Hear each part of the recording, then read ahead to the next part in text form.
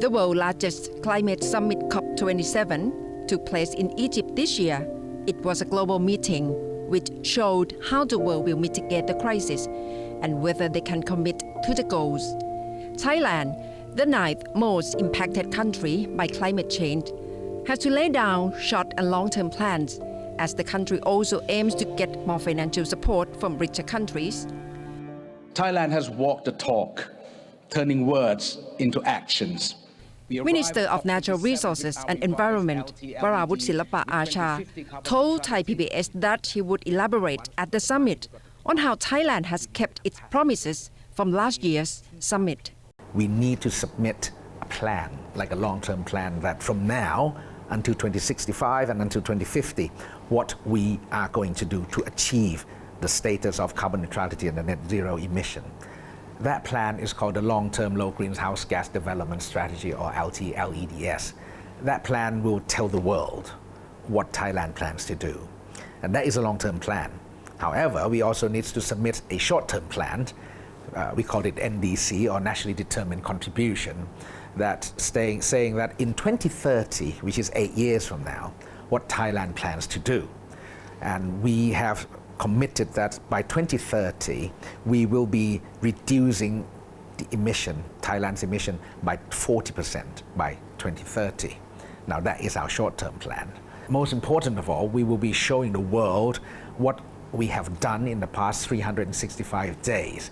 We are the first country in the world to actually sign the contract under the Paris Agreement, Article 6.2, exchanging carbon credit and the fund in return for funding and technology transfer between Thailand and Switzerland. We are the first pair in the world. No one else has done what Thailand has done. The main target of Thailand is to reduce gas emission. Is that enough, or should Thailand have to do more? Well, there are two parts in dealing with climate change. The first part is, like you said, we have to reduce the amount of greenhouse gas produced, the mitigation part. The second part is the absorbing part. So we need to increase the green area in Thailand, both on land and as well as in the water. In the water, we're talking about mangroves. The amount of greenhouse gases that the mangroves can absorb is about 8 times more than the typical forest on land. We are trying to increase the green area as much as we could to increase the absorbing the carbon sink in Thailand.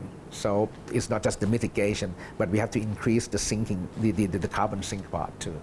What's the support that Thailand would like to have more, like green finance from more developed countries, or what else?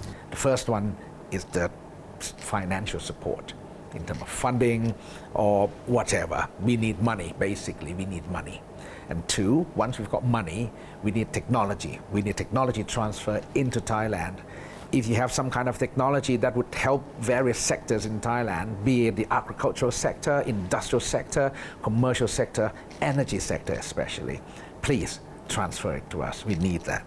And once we've got the money, we've got the technology, we need the capacity building. We need to teach our people.